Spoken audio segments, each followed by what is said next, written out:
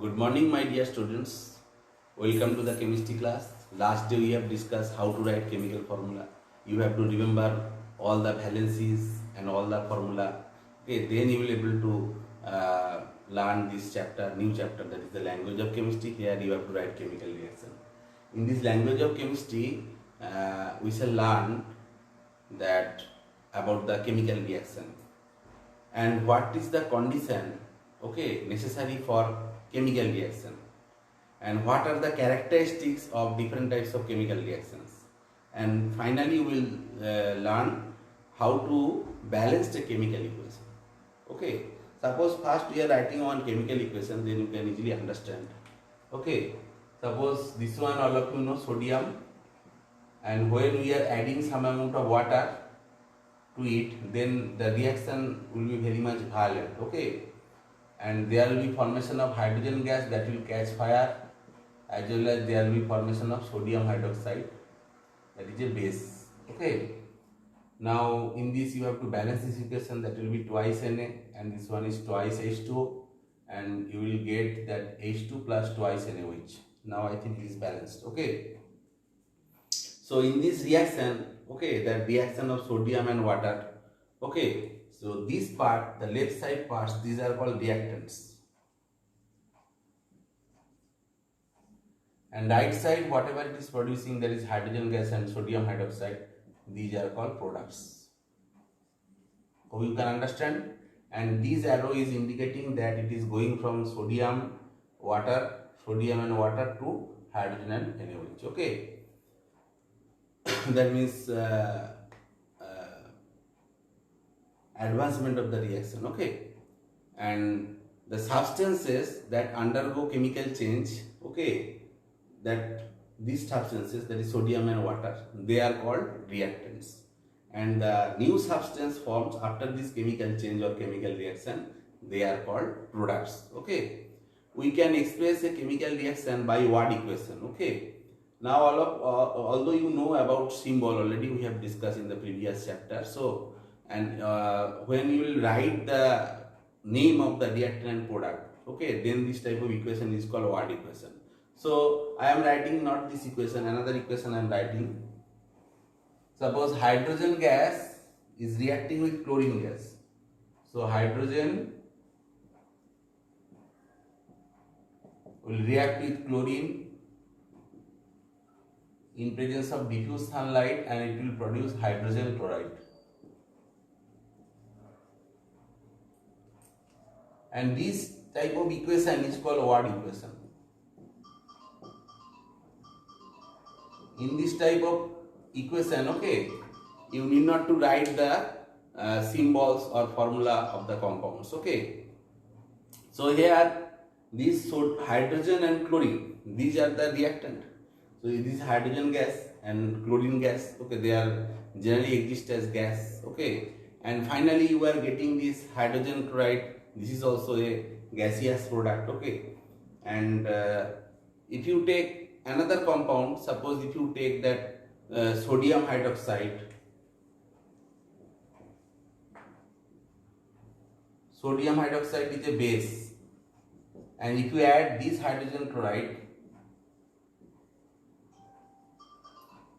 that means you are adding hydrogen chloride acid or hydrochloric acid. You are adding hydrochloric acid. Hydrochloric acid, okay, then it will produce sodium chloride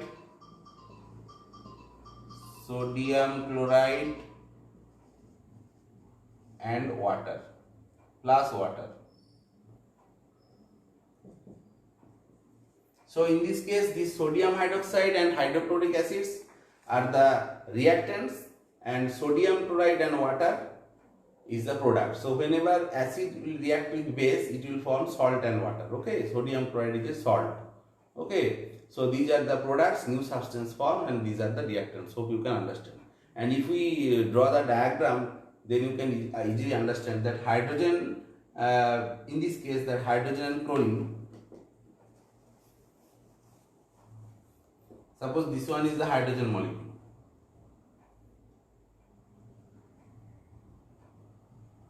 Okay, Hydrogen exists as H2, okay, and chlorine also exists as Cl2, but size will be bigger.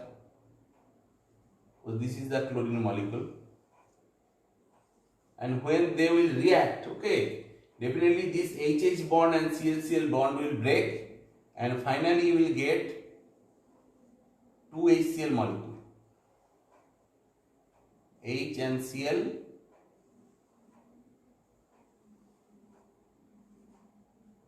Okay, so in this way we can represent the chemical reaction also. Okay, so this is the model. Okay, so hydrogen gas is reacting with this chlorine gas, forming HCl. Okay, and here we have, if you count the number of atoms in both sides, the number of atoms is same. Here 2 hydrogen atom, 2 chlorine atom. Here also 2 hydrogen atom and chlorine atom. Okay, so it has been observed that the total mass of the reactant side, that means hydrogen and chlorine, is equal to the total mass of the product side, that means the hydrogen chloride. Okay, actually one law is there, that is called law of conservation of mass or law of conservation of matter. So according to this law, matters can neither be created nor be destroyed.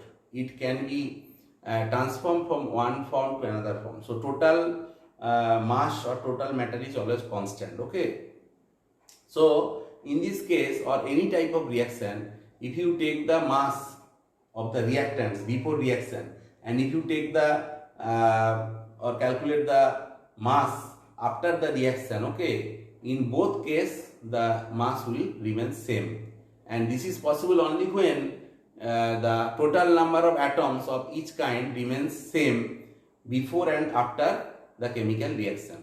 We can take one example, trace example, another reaction I am taking is given in your book. Okay, that potassium chlorate,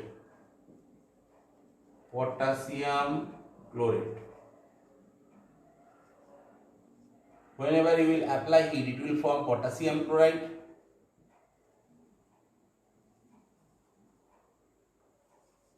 and there will be formation of oxygen gas. Now all of you know the formula. Okay, potassium chloride formula will be this one, KClO3.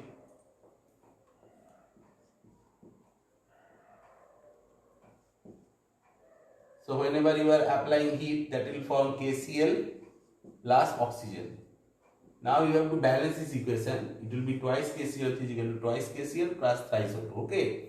Now in this case, here number of potassium in the left side, that means reactant side. So potassium chloride is the reactant, and KCl, that is potassium chloride, and oxygen are the products. So new substance are formed. Okay. Now in this case, number of potassium atom will be 2, number of chlorine atom will be 2, and number of oxygen atom will be 3 into 2, that is 6. And this side also number of potassium is 2, number of chlorine is 2, and number of oxygen is 6. So in the both side, their number is same. So it is obeying the law of conservation of matter. Okay. So whenever you will take the weight of the potassium chloride, okay, and if you take the total weight of this potassium chloride and oxygen, both sides the total mass will be equal. So reactant side mass will be equal to the product side mass. Hope you can understand. Next, in your book, one activity is given. Suppose if you take some sodium carbonate, okay, to show the formation of new product. If you take some sodium carbonate and if you add some dilute hydrochloric acid, what will happen? That you have to observe. Okay, that I am showing. This one is your sodium carbonate taken in a container. Okay, that I am taking in a paper.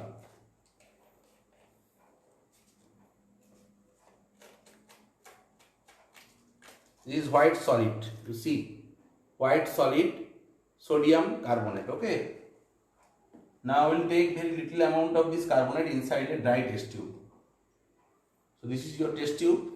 So inside the test tube we are taking this sodium carbonate. Okay.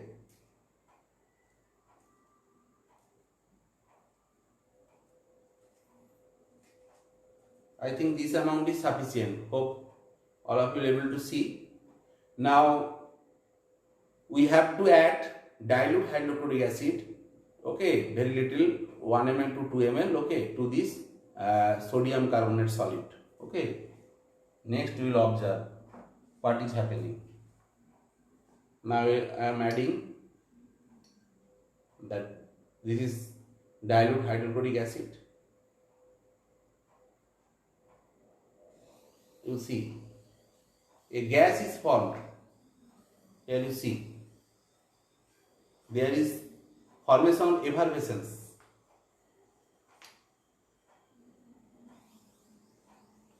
You see, this is your observation. Okay, so a colorless, odorless, there is no odor. Okay, gas is formed. Okay, and this is called till now this brisk effervescence. Okay, indicating that there is evolution of gas, and definitely a new compound is formed. Now what will be the reaction? If you know the reaction, then you can easily understand. So we have taken that sodium carbonate. I am writing word equation. Sodium carbonate. Then we added some acid, that is the hydrochloric acid. Then what will be the product here? Definitely a gas form. This gas is nothing but carbon dioxide gas. Okay, carbon dioxide gas will form. I am writing in word also. Carbon dioxide. There will be formation of water vapor also. And if you just touch the test tube, okay, I think the reaction over. If I touching it now, it is not in cold condition, it is hot. Okay.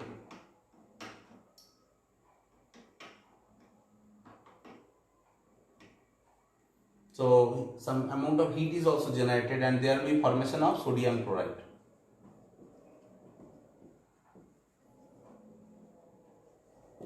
So in this activity, we observe that sodium carbonate reacts with the hydrochloric acid. Okay, forming new substances. Okay, that is the evolution of gas, or you observe some brisk effervescence. Okay, that indicates the evolution of a gas, that is carbon dioxide gas. If we have the instrument, okay, to pass this carbon dioxide gas through lime water, definitely it will show that lime water turns milky. And if you pass this gas for a long time, again this lime water will become colorless. First one is forming because lime water is calcium hydroxide, that will react with this carbon dioxide forming calcium carbonate. That is why you are getting the precipitate, and when you are passing this carbon dioxide for long time, then there will be formation of calcium bicarbonate, that is soluble. Hope you can understand. Okay, next we will discuss the conditions necessary for chemical reactions.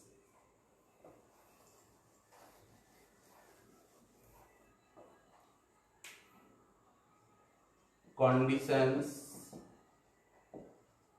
necessary for chemical reaction. First one is close contact.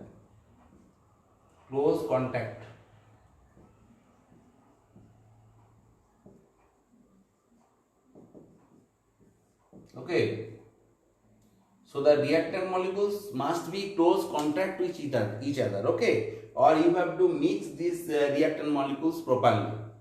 I can give you one example, like if you take a piece of sodium and if you add very little bit of water, then it will react violently, and there will be formation of that hydrogen gas that will catch fire because huge amount of heat will be produced. Okay, but all of you know that air contains also moisture. So if you just keep a piece of sodium, okay, on open atmosphere, also it can catch fire.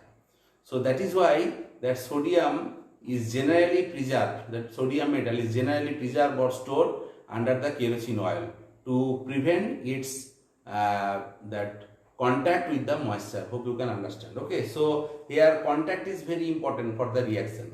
Without contact there will be no reaction. Whenever we are adding kerosene oil, so oil inside the oil, that moisture cannot penetrate, and the atmosphere, that means moisture, okay, cannot reach to the sodium metal, and that is why there will be no reaction. Hope you can understand. Next one is solution form.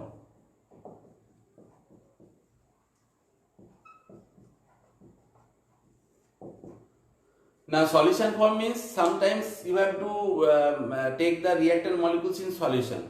When they are in the solution state, they will be mixed, there will be proper mixing, and then they can do the reaction. Okay. Suppose if you take solid silver nitrate and solid sodium chloride, and if you mix it, definitely there will be no reaction. Hope you can understand. But if you take silver nitrate solution and if you add sodium chloride solution, definitely there will be reaction and you will get the silver chloride white precipitate, and there will be formation of sodium nitrate. Okay. But if we mix these reactants in the solid state, there will be no chemical reaction. Already I have shown you, again I am showing. Suppose this one is the sodium chloride. Okay. And this sodium chloride I am taking in a test tube. Very little bit we are taking. Inside the test tube we are taking, and then we will add some amount of water. We have to make a clear solution. Now if you shake this, definitely this sodium chloride will be soluble in water. Now it is clear solution, and there is no sodium chloride left. Okay. Now inside this solution we will add 1 to 2 drop of silver nitrate solution. Okay, you see what is happening.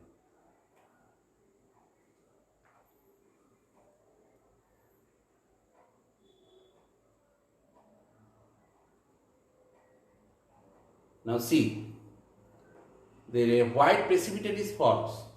This precipitate, okay, is nothing but silver chloride. You see, Cardi white PPT of silver chloride is formed. Okay, actually in sodium chloride there is Cl minus, and silver is combining with this chlorine, okay, forming silver chloride, and this silver chloride is soluble in ammonium hydroxide. Okay, this is another activity I have shown you. So in this case, okay, again I am telling that if you take that solid silver nitrate and solid NaCl, it will not react. Only in aqueous solution they will react. Okay, another I can show you that if you take some lead nitrate solid and sodium chloride solid, there will be no reaction. Okay, suppose I am showing you in a test tube. We have solid lead nitrate. Okay, very little bit of lead nitrate I am taking. Okay, here this is the lead nitrate. Okay, and we are adding some sodium chloride inside this.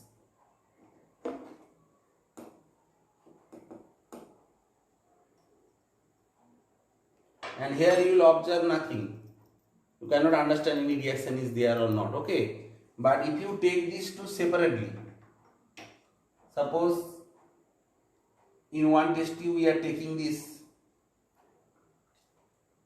sodium chloride,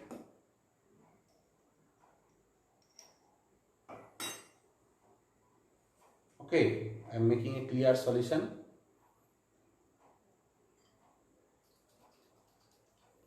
Now it is clear solution, and in another test tube we are taking this lead nitrate.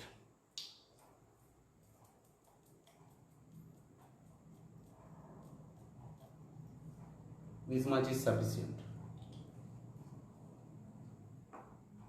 and here also we will add some amount of water, make a clear solution.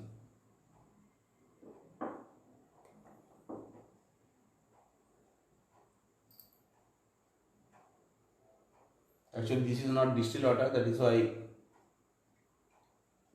the solution will not be clear.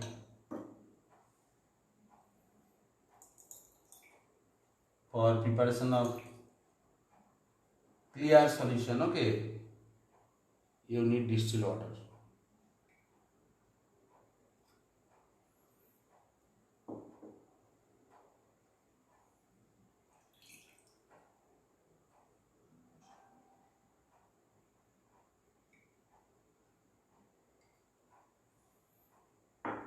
Okay, now this one is the lead nitrate solution and this one is the sodium chloride solution. Okay, now we are adding a little bit.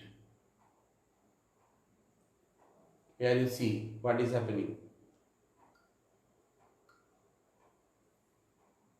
Okay, it is not coming because it is too much diluted. You have to take this solution.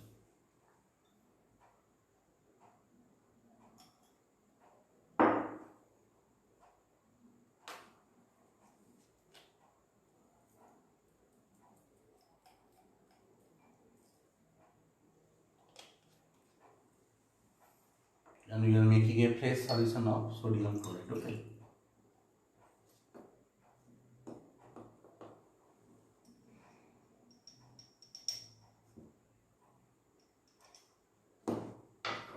Then we'll add some amount of water.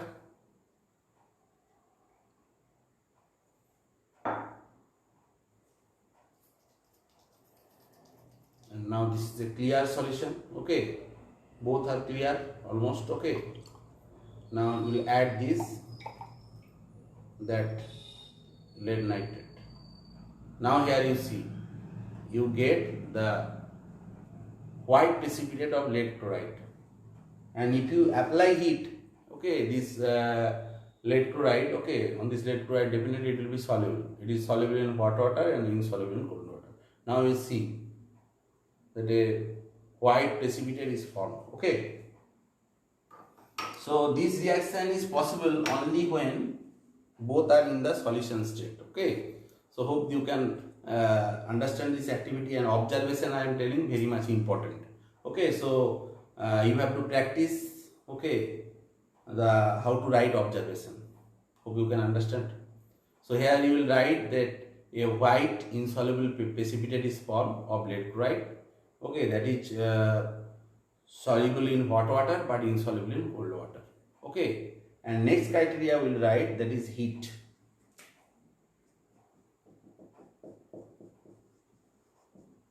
Okay, many reactions are happening at room temperature, but in some cases you have to apply heat. So some reactants need to be heated, okay, to form a new substance. Suppose if you take iron and sulfur, iron dust, and if you take sulfur dust, and if you apply heat,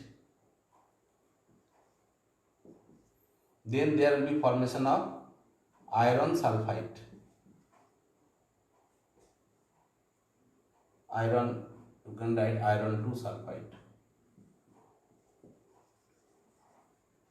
So this is a new grey metallic solid, grey colored solid, okay, and iron is combining with sulfur forming iron 2 sulfide, okay, or we can tell that iron sulfide.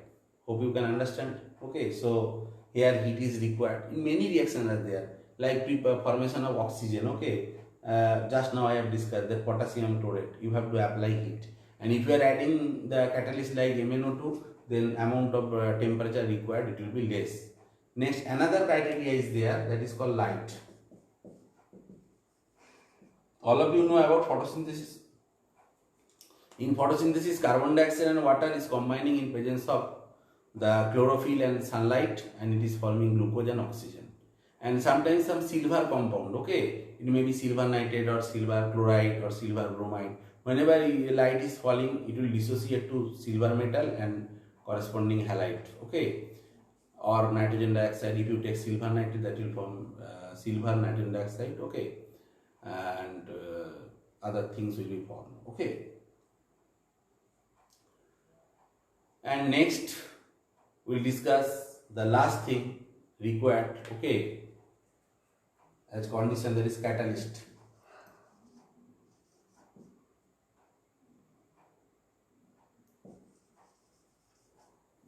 Now catalyst is a compound, okay, it is not taking part in a chemical reaction. This catalyst will increase, okay, the rate of a chemical reaction, and sometimes it can also decrease the rate of a chemical reaction, okay. There may be positive catalyst, there may be negative catalyst. In case of potassium chlorate, when we are applying heat, amount the temperature required is around 700 to 750 degrees centigrade. But if you use manganese dioxide catalyst, okay, definitely the temperature will be required less. Okay, later you will able to understand that actually catalyst is supplying the or decreasing the activation energy, okay, of a reaction. Hope you can understand.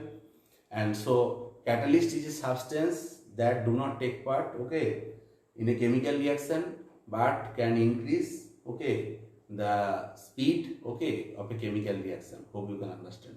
So in this way we have discussed the condition necessary for chemical reaction, and next day we will discuss the characteristics of chemical reactions and how to balance a chemical reaction. So today up to this, thank you.